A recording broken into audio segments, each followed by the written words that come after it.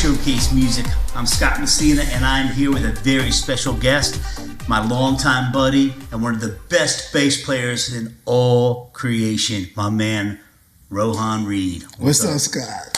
My dude. It's my guy. I'm so glad to get you here. Man, always a pleasure, man. It's been way too long. Bro, so we were sitting out the other day at a place called Jazz Plus here in Orlando, and I'm like, man, that bass player, man. I'm like, there's not too many people that have riffs like that. I'm like, so I walked in there. I hadn't seen you for a minute. Yeah. It was you up there doing your thing. Yeah, they sounded good. Yeah, thank you. It was nice, man, because jazz is kind of lost, in a sense. Yeah, you know, it's making a slight comeback.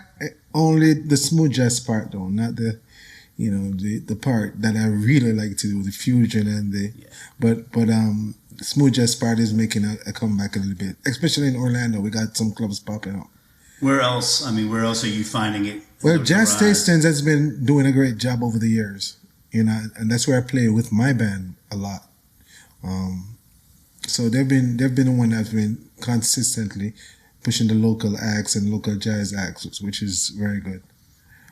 That fusion's insane. I mean, I think it's some of the most complicated progressions, complicated chords, complicated soloing, and it's, everybody wants to hear that 1-4-5 or that, just that 4/4. Yeah. And you guys are getting into some time signatures that are just. What's the hardest time signature you've ever played that you can think of? 13 goes switch from 7 to 6. The hell you just said? No, I'm joking. Yeah. Theory 13 switch to 7 to 6. Yeah, from from going from 7 to 6, 7 to 6. Yeah, it's fun. Dang, man. It's fun, but it's not for the weak of heart. How would you ever do that? Like, seriously, how would you ever do that with a metronome? You can set a metronome to that. I think especially with the computer age, yeah, you can. Man, that's crazy. Yeah. With Pro Tools, you can do all that tricks. You can go from 7 to 6, 7 to 6. Yeah, you can do it though. You have all type of time signature now. You can. But now you, with the way you play, you can actually take your bass and turn it into a violin, turn it into a flute. You can play every instrument just like I can as a keyboardist. MIDI's just crazy. Yeah. MIDI. Yeah, actually, I have a MIDI bass. Do you? Yeah, I have a MIDI bass. I've not used it on a show yet, but yeah, Bill Reid actually made that bass for me from Lyrical Lumber. He died a few years ago of cancer. He made that bass for me. I love it. But I have not used it on a show yet. Dude, we have to give everybody. We got to give everybody preface of. So you moved here. You're from Kingston, Jamaica. Yes. And then I started reading up, man. I read your bio, and I've known you for 20, 25 years. Yeah. Used to be in my bands back in the day when I first moved here, and I'm like, you were a prodigy in Jamaica, man. I didn't realize how big in the Caribbean your name was, your talent was. I didn't know you were like. I always knew you were good. You were always my buddy. But now that I'm starting to dive into it, I'm like, damn, man. Yeah. So tell everybody, tell the viewers a little bit about your background. Yeah, well, actually, my uncle moved in with us when I was a little kid. I was maybe 4. So my dad started teaching him the bass when I was 5. And I tell my dad, I want to play. And my uncle started playing one of the most popular gospel bands in Jamaica. And my dad said, okay, when you reach 6, I'll teach you. On my 6th birthday, my dad taught me the G scale, the Do, Re, Mi, Fa, Sol. That's what he said. He didn't call it the major scale. He said, I'm going to teach you Do, Re, Mi, Fa, Sol, La, Ti, Do. Mm-hmm. That's what he told me. There you go. And he taught me that 3 chords, G, C, and D. And that was it. That's what he thought it was. 2 weeks after that, he came home and heard me playing bass lines off the radio, every bass line off the radio. He's like, no, you're not playing those songs. You come into church to play with me. And I started playing at church at 6. That's where I started, yes. And then I started hanging out with my uncle and my uncle musician friends. And then I became actually popular at 8. I started getting popular in Jamaica because I used to do a street meeting. The pastor Bill decided that he wants some attraction to build his church. So he put me on the streets to play as an 8-year-old with a bass. and I drew a lot of crowd.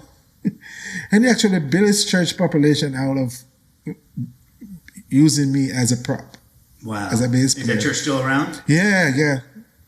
It's still around doing well. You got a lot of family still down there? His sons are pastors of the church, and we grew up together. Wow. We grew up together. I actually started playing in his band. And he and my dad work at the same place, so we were good friends. He died, and my dad died. But oh man, I'm sorry. Yeah. But that church is still around. Losing a parent has to be the worst. Yeah, it is. God bless our fathers. Yeah. For real. Yeah. Then we become the old cats now. It's like, come on, man. Yeah, man. But and memories there. You smile when you talk about him. You smile when you talk about how you started when you were 6 years old and playing for the church. And just great childhood memories. That's amazing. Yeah. That's amazing. Yeah. So I know you progressed. Obviously, came to America. Yeah. And I started seeing. I know one of your big. I'm going to jump way ahead. Your biggest tour I know recently was Yandel. Wiseman and Yandel. Yeah, Winston and Yandel, right? Yeah. How do you pronounce it? Winston. Winston. Yeah. But you knew him. You knew Yandel back before. So when Yandel and Winston separated, I think it was 2013. I think it was. Yeah. A friend of mine, Tito, who is still Yandel's studio engineer, called me to play bass for them. And I was on the road with the original Wailers, and I did accept. And I started playing with them, and I eventually became Yandel musical director. And I played with them for 9 years. When I went back with Winston, I was his bass player. So I did Winston and Yandel for like the last 3 years, and then they were split back up. I decided, I've been touring since I'm 11. Hopefully you saved some money, because that's a good gig. Yeah, well, it's the music life is different. So I know. It's different, but I know all too well. I have the luxury of playing with other people. Like I still play with Wycliffe John when he's not out with Fuji. So and I still do my thing with original Wailers from time to time if they need me. But I'm having a blast now, producing. Get to play my music with my band as much as I can. Love that. And that's really my passion right now, to play what I love, and to play, not just to go on the road and play to earn anymore. Just do stuff that I'm passionate about, and that's where I'm at, and that's what I want to do. Yeah, man. You earned that. Yeah. You earned that. You've been playing since you were 6 years old at church. Church wanted you to play this and that. Yeah. Then you come in, you go on tour, you tour your whole life. Yeah, but I know you were at the theme parks doing your thing there, and all these other bands. But I tell you this, that was my school, because at 10 I joined this group. My uncle got too busy, so I took his place in a group called the Grace Drillers. And in the Grace Drillers, the lead guitar player might be the most talented guitarist I've ever seen. Just pure talent. That coming from you. Yes. And I tell him I want to play bass like how he plays guitar. And nobody knew that I was learning the stuff that he was playing. And so he couldn't make a show. And there's one country and western song that we play that they wouldn't think an 11-year-old kid could play it. And I played it on that show, and the leader was like, actually, he ended up putting me on guitar for 5 years. Wow. So, and he was a jazz guitar player. So that was my school. Being surrounded around uber talented. Yes.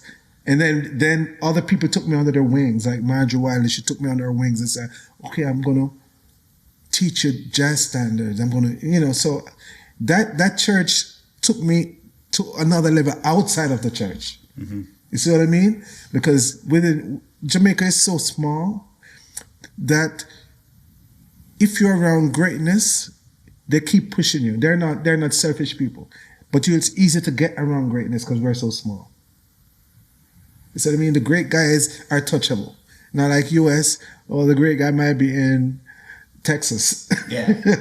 Bob Marley was relatable to everyone. Right. Exactly. What is he? He's 19%. His royalties and what he donated before he passed, he's still 19% of the Jamaican Yes. Jamaican economy. And still outselling every other reggae artist. His sons, oh man, his grandson. Skip? Yeah. What's that song? I don't want to sabotage the title of the song. But let me love you. Da, da, da, da, da, da, da. Slow down. That's him or that's the other one? Yeah, I think that's him. I'm thinking of Lauryn Hill's son. That's Lauryn Hill's son, yeah. Lauryn Hill's son. Down. Da, da, da, da. I think he sang that one. Oh my goodness, man. He's got it. Yeah. He's got it. And then one of the other kids, man. I mean, you got Ziggy still doing his thing. Yeah, Junior Gong. Junior Gong is still doing his thing. Steven is still doing his thing. You make me laugh, man. I remember I remember how mad, and I know you love the instrument, the guitar, so let me preface it. But you used to get so mad when I begged you to play guitar because we had no guitar. But guitar player would always call in or whatever. But funny enough, you killed it. No, the thing is, I used to hate playing guitar. This was early 2000. This was 2001. Yeah, I used to hate playing guitar. I know, you told me. That's what I'm laughing about. Yeah, but the older I got, and I think what happened, I started playing with some real good bass players, so I felt comfortable playing guitar. I used to hate playing guitar a lot of times because a lot of times I play guitar is the bass players sometimes weren't. But so you're sitting there playing guitar, which you're phenomenal at. Right. And then you're hearing the bass player and you're being overcritical. That's like me. That's how I would be with the keyboard player. First that's the if instrument. The bass player's not in the pocket. Yeah, first the instrument. That's the instrument I'm passionate about. That's the one you're best at. Right. I'm passionate about it. Right. So that's the instrument I want to play. So first, I have a friend who is the same like me. Rohan, he's the same like me. He's a killer guitar player. But he's so passionate about the bass, and I think that was me. But the older I got is the more I got comfortable and kind of love playing the guitar. I don't mind playing guitar now. Was upright bass, actually. Yeah? 3rd grade, man. My dad had to build me a box this big because my short ass wasn't tall enough. I had one of the little 3/4. Yeah. And I played, that was my first. I couldn't play it now. Yeah. I couldn't play it now. That's a different instrument too. I love it though. I've heard you play upright. Yeah, I've played upright. That's a rarity. If you ever see or can find any video of Rohan playing upright bass, send it to me. Yeah, I think the only person I actually played I think I did a gig with Sonny Paxson on upright. Maybe I've done baby bass with Joseph the jazz club back in the day. Giovanni, I did. Yeah, I think I did something back jazz club back in the day. Joseph Giovanni, I played the baby upright with him a couple times. Those electrical uprights are pretty long. Yeah. It's just a different. It is completely. You are absolutely right. Yeah. It's a completely different instrument. No, the upright is a different instrument. one of my favorite upright players, and I know you know him, Bobby Brennan. Bobby Brennan. Oh yeah. Give you a shout out, Bobby. I'm gonna give you a shout out. Killer. Talking about, oh my gosh, man. He's been on the road with Cirque. Him and Eddie Wawa. He's been on the road with Cirque. Yeah. I'm like, dude, are you ever just gonna take a breath? And he's like, he loves what he does. And he's just upright every night. Upright. He's the best, one of the best I've ever. No, he's beast. You're the best electric bass player I've ever used or known. Yeah. Guitar players, man, you would think, like, especially because I relaunched iShowcase music out of Nashville, and so I got a lot of musicians up there that are really just loving what we got going on, and man, everybody plays guitar, and they're good. Yeah, they're really good up there. Them boys play it up there, man. And tone, everything, tone, execution, everything about their beast. Oh, they are just, and they'll. I was telling somebody else, they'll come off tour, and they'll just play. Hank Williams Jr. bar for tips just to keep the chops up, and you just sitting there like, it's surreal. Yeah, it's unbelievable how I wish Orlando had more of that culture that Nashville has, and I think that's why I'm gravitating so much to Nashville because the music scene up there is just it's exciting. Yeah, but that's their culture. We have serious talent now, not as much guitar players as like Nashville, but we have some serious talented guys here. But the culture is different. But the culture is not the same. Yeah, it's not the same. Like Nashville and Memphis. Like Memphis, I'm walking on the streets of Memphis. I've seen this drunken guy with an old beat up amp, but everything sound amazing. Like it's just a culture. Elvis way. Yeah. But like here, as a working musician, I think with the conventions and with the theme parks, you can make more money. You can make it more stable. But in Nashville, obviously, you make more money if you're a songwriter or have a hit song or whatever. You don't necessarily make money the same way up there, or you can't make anywhere near as much, I don't think, the same way gigging like you can down here, because there's so many gigs for live musicians and for DJs, for every instrument. I mean, the caliber of instruments, the caliber of instrumentalists in Orlando, I'll put up against anywhere. I'll put them against LA and New York. I mean, because they're vetted. Between Disney, Universal, and SeaWorld, and just they're vetted. And you got the Rohan Reid, you got the Christoph Sabrikowskis. Oh, Christoph, man, he's crazy. Come on, man. I won't even play. You heard me playing earlier. I won't even play in front of him. And he loves how I play, and I'm like, nope. I'm like, I'm not stupid, man. I'm like, but I think. And you brought this from Jamaica. Sometimes, he's from Poland. And some musicians are so technically advanced, and he's so good. He's gotten so much better with getting in the pocket and that American sugar. You know what I'm saying? Which, or actually call it Jamaican sugar, man, because y'all are grooving down there. But there's a vibe. There's a vibe. There's a vibe to America, whether it's country music, whether it's reggae, whether it's your fusion jazz. That fusion jazz, man, that's. Which, when we come back, we're going to talk about these albums right here. We're going to talk about both of them. You got something brand new. This is the brand new one. Right. We're going to talk about Kisses, it. I know you're excited about it. So we'll be right back. All right. My man. Great job.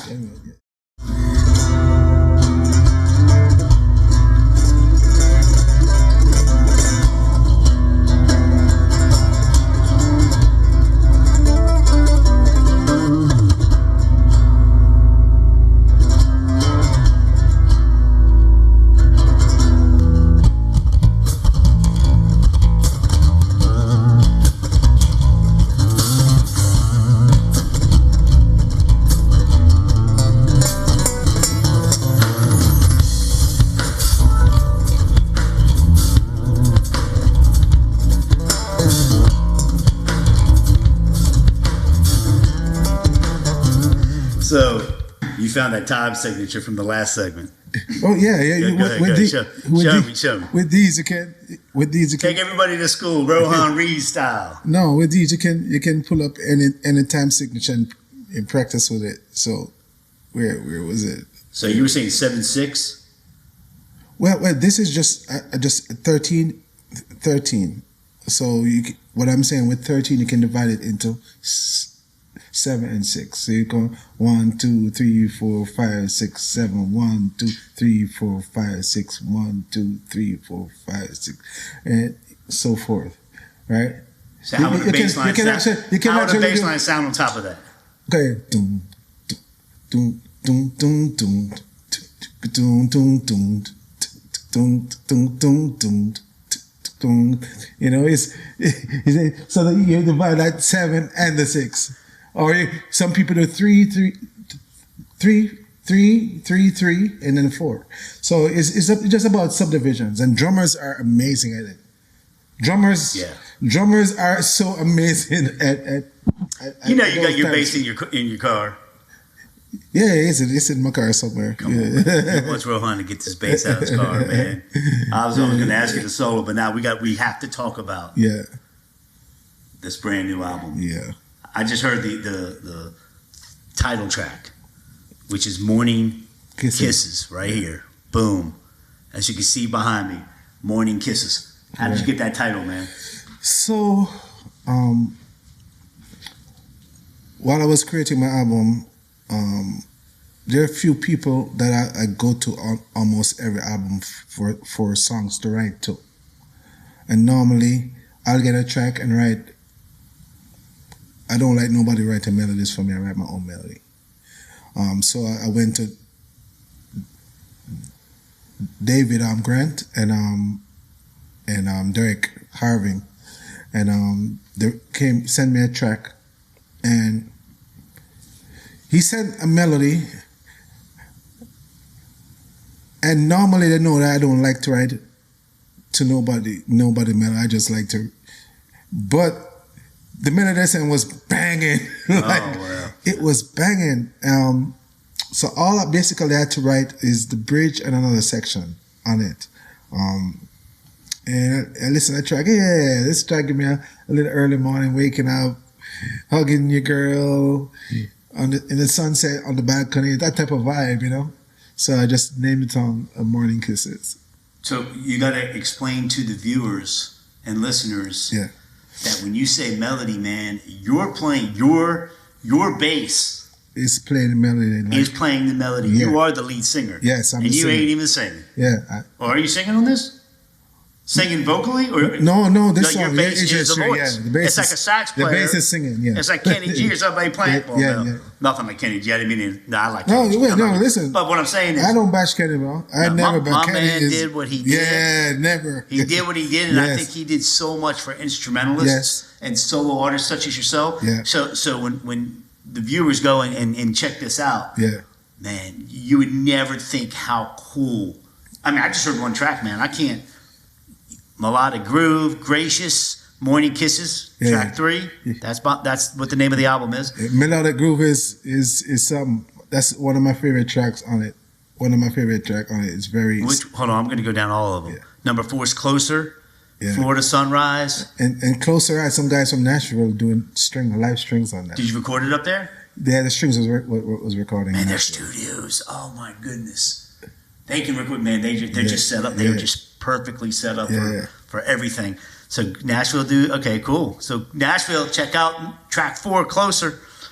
Florida Sunrise. Yeah, yes. Musty. That's our boy Jesse playing drums on Florida Sunrise. Jesse Carballo. See, we should have like alcohol, and every time we get somebody a shout out, we just do a shot, man. Jesse Carballo, man, that's Mark Anthony's guy, man. One of the best percussionists, drummers I've ever had the honor to work with. You put me on the phone with him when I saw you the other day, and man, I miss that dude. He's just such a nice guy. Very, very I nice. love seeing good things to happen to good people. Jesse Carballo. Spell his last name? Carballo. It's Caraballo. Yeah, Carabello. Carballo. Man. Carballo, Spanish. Yeah. Yeah, I don't speak Spanish, but I should probably know that, right? Yeah. Muse. Yeah, so Muse is now a fusion, fretless. I play that song with, using a fretless. That's really a different vibe because obviously you no pun intended, but you don't get any fret noise. Right. It's your string noise. It's your string slide. Your string noise. But I mean that can be cleaned up so easily in post. Got to get through it. Yeah, gotta get. That's a vocal song. So that's featuring Rod Wilson on vocals. That's one of my longtime friends too. Like he does writing on almost every project I do. Wow. Yeah. That's your guy. Yeah. Booster. Yeah. So Booster is definitely a smooth jazz song. It was a nice little filler. And Whitehall Jam. Oh, that's fusion, but that's dancehall fused with smooth jazz. So that's a dancehall rhythm and killer horns section done by Kyle Schroeder and a killer from Tampa, like Beast. He's Beast. Dude, I can't wait to hear this album. And me doing some bass work and from piccolo to slap bass, I think, on that one. So how in a paragraph or so, how would you perfectly describe what this album is collectively? Well, this album is, I'd say, is very melodic, rhythmic but very melodic, and sophisticated melodies. I'd expect nothing less. Which who you are. Which is an issue from smooth jazz radio. They like it on this simpler side, but You know what it's not an issue for? Yeah. iShowcase music. No. And you know what it's not an issue for? Yeah. Streaming. Right. Spotify. Right. Because it's on Apple Music, it's on Spotify, it's on Amazon. Yeah. You got it everywhere now, right? Everywhere. Yeah, it's everywhere. Music. It's everywhere. So it's. I think that people who don't think outside of the box and don't think of, broaden their horizons. Yeah. That's their loss. And the thing is, I always want to show what I'm about, and it's me. I come from so many different places because of my training. Mm-hmm. Moving to the U.S., I was playing in an African band. I was playing in an American band. So I learned so much over the years. So my knowledge is wide, rhythmically and melodically. So I always, it's not something I'm forced to show. It's a part of me now. It's who you are. Yeah. I've said that. Yeah. So it's who you are. Yeah. I mean, you're one of the most, just like, you're one of the most complex players, but you do it effortlessly. Think about that. I mean, because there's a lot of people that'll sound good on a CD. Yeah. But you get them as a studio musician, they're not as precise. They're great on stage, sound great, but when you get them in the studio, you're just as good on both. Right. Well, and that's a rarity. Thank you. And I think because where I'm from, I'm a bass player first. And because you have bass players that are lead bass players only. Mm-hmm. Because of my upbringing first, jazz wasn't my first thing. My first thing was gospel and reggae. Mm-hmm. So that taught me the discipline to when you go in the studio, it's a different type of concept you have from when you're out there playing a jazz fusion. When you see me with the original Wailers, you're going to see a different person. When you see me with Winston and Yandel, you're going to see a different person. But when you see me playing fusion, you might be surprised because I can actually go. You adapt to who's paying you. You adapt to whose stage you're on, and you respect that. However, when it comes to your stuff, man, that's amen. But the funny thing is, that's what's up. The less notes you play, the more money you make. Say it again? The less notes you play, the more money you make. Oh my God. Think about it. No, I got the Who best pays story. more than country and western? Who pays better than country western? No. Nobody. But that chair look good. I got the best story. Yeah. I hope I didn't tell this on another episode. I might have. Bro, so we'll just call him Ben. I was brought up, one of my first artists was that I worked with was Genuine. Yeah. But Ben used to be James Brown, one of James Brown's guitarists and music directors. It was between him and another guy to get that job.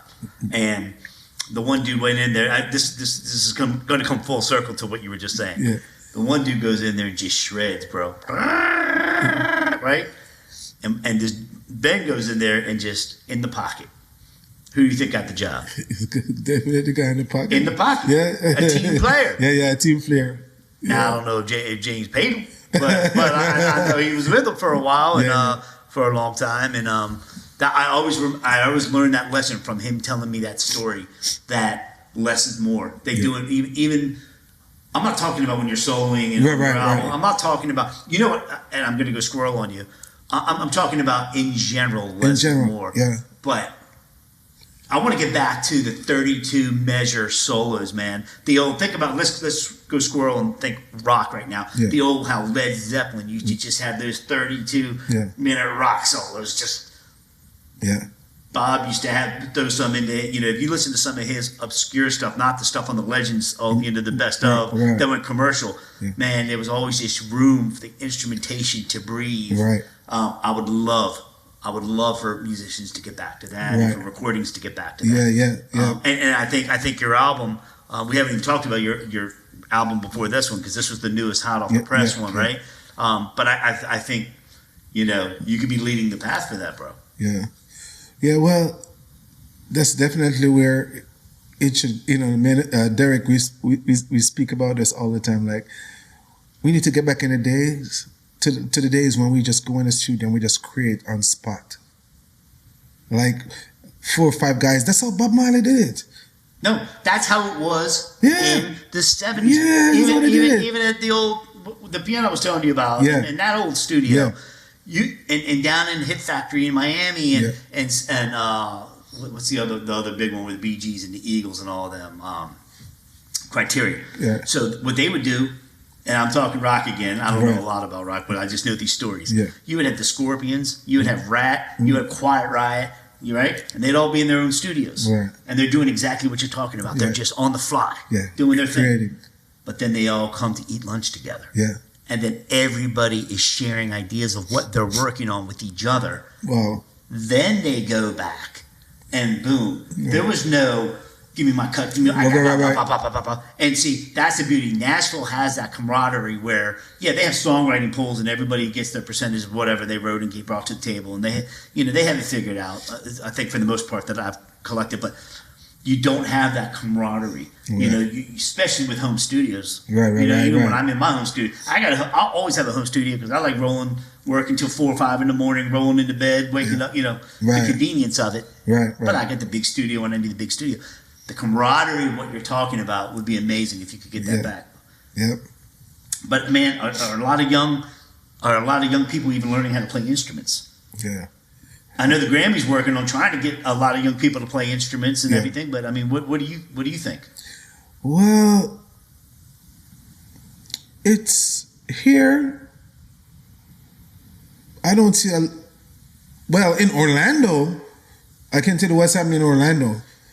The young people are digging in, and coming and really good too, getting really good. Maybe that was a COVID thing. Maybe that was a post-COVID. It was slightly post-COVID, but I think between Orlando and Tampa, there's so much wealth of talent and interest. But that wasn't always the case. I think it's getting back there. I know in Jamaica, it's like that. It's like that. Jamaica is too much playing down there. Yeah, and it's weird because they don't have enough outlet for them. Really? Yeah, they don't have enough outlet for them.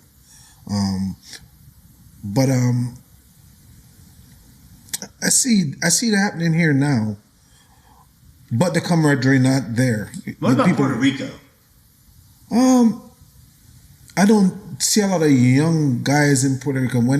My experience when I went to Puerto Rico is the older guys, a few young ones, but not like what I see happening in Orlando.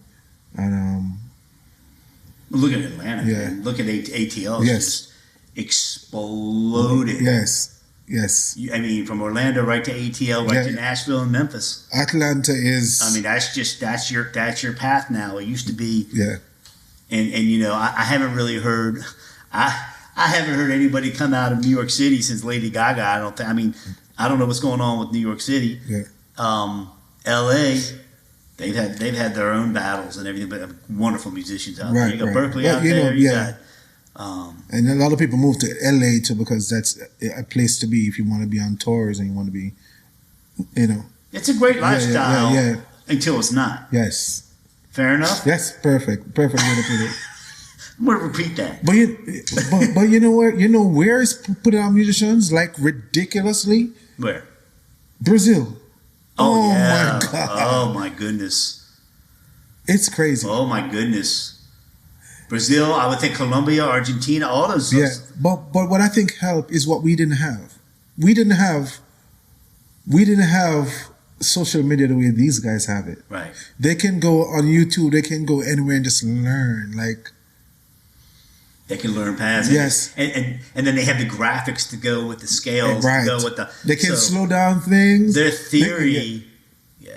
They can learn everything from theory to practical right sitting in the living room. So how do you think, this is a great question, and I think you're one of the first ones I've asked. Because I have a theory. Yeah. I have a theory. But how do you think AI is going to play, and what kind of adaptation do you think we as musicians are going to have to take with AI? I hope it doesn't make us lazy. Man, there is. I hope AI doesn't make us lazy. It already. I mean, but then define AI. Like I told the story previously when I was up for Grammy consideration. Yeah. I had to sign an affidavit saying I didn't use AI. But then, define AI. Right. Auto-tune is a form of AI. That's a form, yeah. I mean, auto-tune. Yeah. It's just coming up that little. Just you need to bend it just a little bit to get to that perfect note. Yes, but AI is so crazy now. I can take your voice. Yep, I tried it. And get all the riffs that Beyonce does. It's just like I tried that with my voice. It was horrible. It was horrible, bro. But no.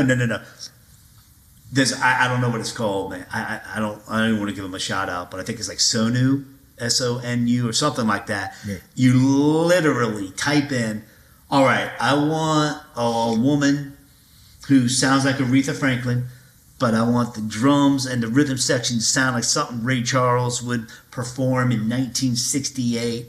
And I want to bang it in 4/4, then break it into 2/4, then back to 4/4, refrain, take it out, with a gospel background. Wow. Within 30 to 45 seconds, this entire masterpiece is completely produced. That's crazy. That is bothersome. It bothered me, man. I'm like, I spent my whole life learning what I do. And so it's a step above being lazy. But they have put laws into effect to where it's very difficult, if not possible. You can't really copyright AI. Okay. I mean, that's how it is right now. Right now. But it's getting so good. It's not as good, but it's getting so good now. You're never gonna. How would you ever know the difference? Okay. Then you have to sign an affidavit. If you're lying, you're lying, right? Right. But man, when I heard that, and then I want a country song, and whatever, 3/4 time making a waltz, Johnny Cash style, and they got a vocalist that sounds just like Johnny Cash that comes in, and then I got some friends. I'm not gonna mention their names. They've taken Justin Bieber, Beyonce, and Taylor Swift and made them those three voices. They've taken them and made them their background vocals. Blended together, you can never tell. Wow, that's crazy. You can never tell that those three superstars are part of that background vocal, right? And it's completely legal. You're not doing anything. You pay for this service, and it's completely legal. I hope the artists are getting paid. I mean, that's very important to me. Right. But man, it's getting crazy. I just don't know. I don't know how it's gonna. You're gonna have to adapt. It's just like you had to adapt from this to MP3s to blah blah blah blah to Napster changed the whole world. Right. And we're almost at about that time again. But you know what? Here's where we win. AI can never perform it. Right. AI can never perform it. Yep. AI, they'll have that sugar, but it'll be an augmented, it'll be an electronic, fake type of feel, and they can't perform it. Right. Man, it's crazy. Did I just depress you? No. You look like you're ready to cry, man. But I get it. It's crazy. It's frustrating, but technology is just getting too. I'm not even excited about that portion of it. Right. Because we study our whole life. A guy can just talk to his phone and get it. I mean, yeah. Think about how many basses are sampled. Now, I could never. I mean, dude, it would take me. I just could never play keyboard bass the way you play a bass. Right. So what I'll do, and you've worked on my projects, you know. Yeah. I'll go in there and demo. Hey man, this is what and then I let you do your thing. Right. You hire a bartender, you let them bartend. Yeah. Right. But then I can take your bass sound when you give me those tracks, and I can augment the sound of that if I want to make it whatever I want to make it. Mm-hmm. Yeah. Right. Yeah. As far as EQing, sounding, and blah blah blah blah. Right. But violins, I mean orchestras, horn sections, they're coming close on the samples. Yeah. We felt that way when the samples started. Yeah, the sample's coming close, but still, certain riffs, certain things with a horn, it's you'd have to sample the whole phrase to get it. You know, it's still not quite there. Sampling. Yeah. The keyboard behind you. We were just talking about the Triton Pro X. Yeah. So what is that? 20-year-old. That's at least 25-year-old keyboard now. Yeah. 20-year-old keyboard. Yeah. So those samples on that are like 530 kilobytes. Wow. My samples now with Native Instruments 14. Shout out to Native Instruments. What you think? Twice or 3 times now? I'll get a 5 5 gig. times? 5 gig. 5 gig? 3 gig. Wow. It'll take a second for it to load up. Most of them are around 1 or 2. Right. But some of these samples with these orchestras, man, they're just so involved. Right. And then you can go into them and like the woodwind instruments, you can. How much breath do you want? How much humanizing do you want? How much? Now is that AI? So one of my songs, right? Which one? It was on this. It was a single. This one? No, it wasn't. It's not on none of these. But when Derek sent me back the keyboards, you can actually hear the pedal on the piano. Yeah. It's like you hear the pedal press. The resonate. You have a resonate button on the pedal. I'm just like, what? Whether it's a grand piano, an upright, the Gentleman, beautiful piano. They got Alicia Keys has her own sound on Native Instruments, man, and it's really nice, smooth. They use that one. But then they take it to another level, and Chick Corea. I mean, they'll do riffs. Mm. So you don't even have to play the piano. You press one button. Yeah. It works good on some of my guitar background, starlight sound effects I want to do. All right. Yeah. So how much have you gotten into Atmos? Dolby Atmos. I use that every now and then at a friend's studio, but I don't use it. Are there any tracks on this that you would want to do Atmos on? Think about that. I have to think about it. Alicia Keys actually I think was the first album to actually do that. Yeah. But went to a friend's studio down in Nashville.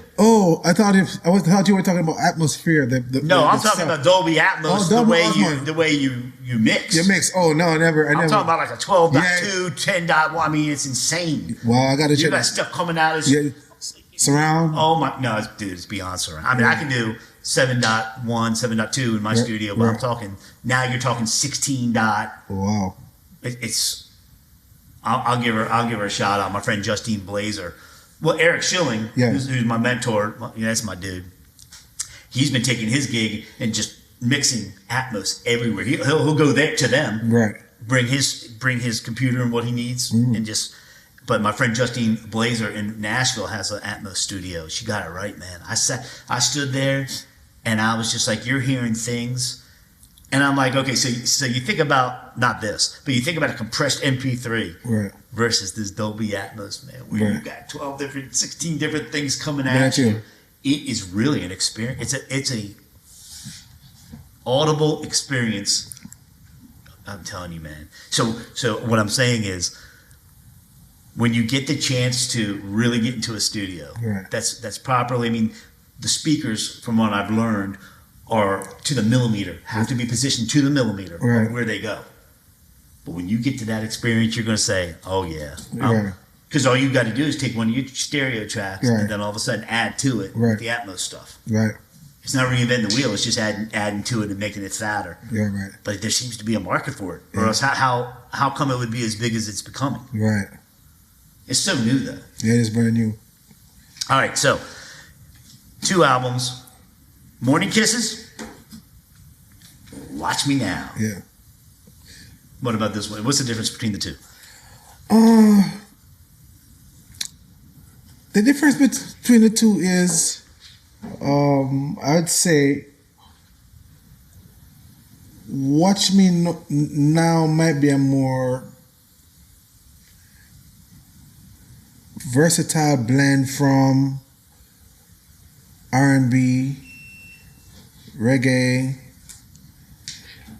smooth jazz, fusion, where this is more, and funk, where this is more a touch of smooth jazz and between smooth jazz fusion. Gotcha. Yeah. Can't wait to hear it, man. Yeah. Well, I appreciate your time, bro. And not crazy jazz fusion. Just don't scare people off. But make it crazy. I know.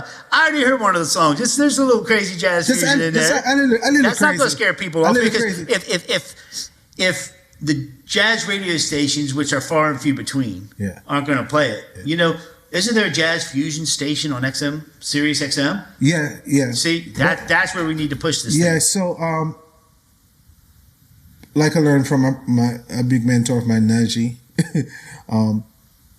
because he's a jazzer. Yeah. But he's big in smooth jazz. He's big in smooth jazz. So the thing is, I always have a radio single from each album that I can play in smooth jazz. Yeah. And I was fortunate to be, actually I've been getting played on XM. Shout out to XM. They have done me well over the years since 2007, since my first project. I'm fortunate to be on their show still. Oh, that's awesome. Over the years. So you already got the in. Yeah, it's still a tough job because it's so saturated. It's saturated now. So saturated. Yeah, it's so saturated. Smooth jazz is so saturated now. I got some tracks on Muzak.